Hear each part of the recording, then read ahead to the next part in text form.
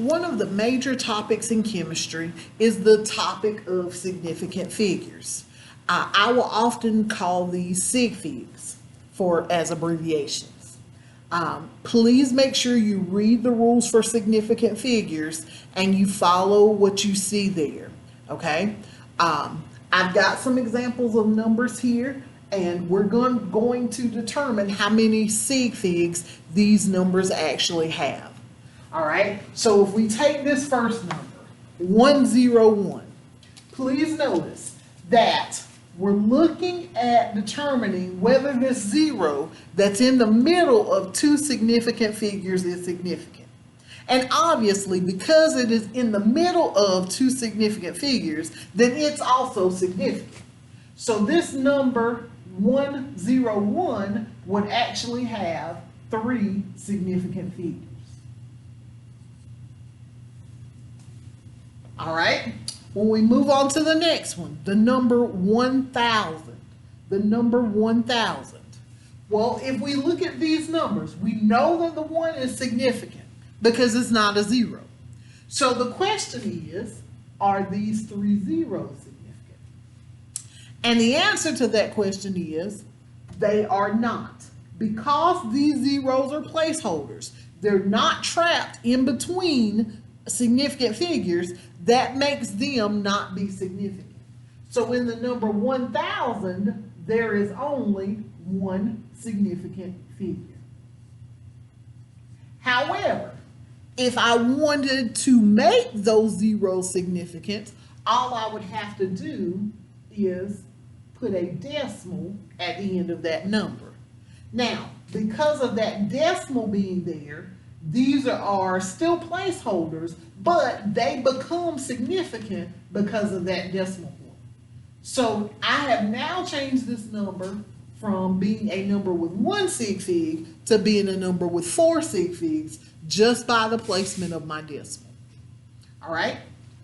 If we look at this next number, 101,000. Well, as before, we have these three zeros at the end that are placeholders. There's no decimal there. But I also have a zero that's trapped in between two significant figures. So these zeros would not be significant, but this zero would be because it's trapped in between. So the number 101,000 would only have three significant figures. If you've got any questions about any of these, please let me know, okay? When we move to the next one, we've got 512.30. So we're trying to consider, is that zero significant? And the answer is, yes, it is. Because that zero is at the end of the number and to the right of the decimal, that makes it significant. That zero is a placeholder, but one of the rules says if the zero is at the end of the number or is a trailing zero, then it is significant. But it has to be at the end of the number and to the right of the decimal. These zeros are up here, were at the end of the number, but they were to the left of the decimal. That's why they're not significant. But this one is. So this number would have 5 sig figs. All right, next problem. What about zeros that are at the beginning? What about zeros that are at the beginning? Well, again, these zeros at the beginning are just placeholders. And so because they're placeholders, they are not considered to be significant.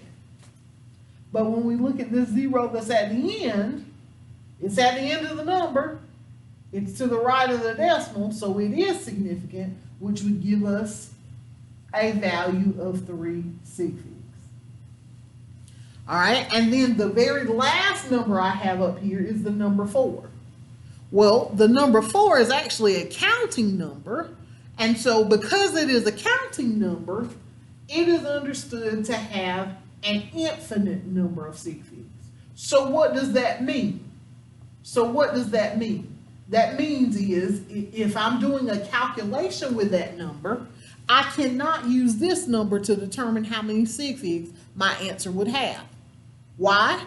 Because This has as many or as few sig figs as I need it to have. So let's take a look at what we do when we have calculations with sig figs. I've got two problems that are listed over here for you. The first problem being an addition problem. And so to solve these problems, we're going to do exactly what you learned how to do in math when you were younger. With adding, we're going to line up our decimals. We're going to add the place values that are the same. We're going to bring down our decimal where it is. But when you state the answer, you've got to make sure that when you are adding or if you're subtracting, that you give your answer the least number of places after the decimal. So this top number had 4 places after the decimal. This bottom number had 3 places after the decimal. Of these two numbers, 3 is the smallest number. So I would have to give this answer with 3 places after the decimal. Now, can I just drop off that other number? No, you can't just drop that other number off. You actually have to round it. So when you give your answer for this problem, your answer for this problem should be given with 3 places after the decimal, and it should also be rounded. All right? Now, when we go on to do a division problem, you're going to divide this the same way you do all division problems. I'm trying to think of how many times 8 will go into 1. I know it won't go. How many times will 8 go into 15? Well, I suspect that'll go 1. So I'll put my 1 over the 5. That's 83. Well, actually, 83 won't go into 15. But 83 will go into 157. 83 will go into 157. All right, and so I've got to put the 1 over the 7. So that's 83. I do my subtraction.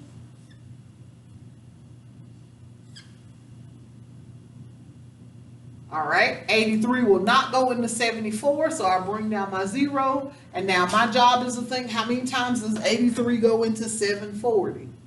And I'm going to say, let's try 9. Let's try 9. 9 times 3 is 27. That's 72 plus 2. That's too much. All right, so it doesn't go 9 times, but it does go 8 times. All right, so I do 8 times 3 is 24. 8 times 8 is 64. Plus 2 is 66.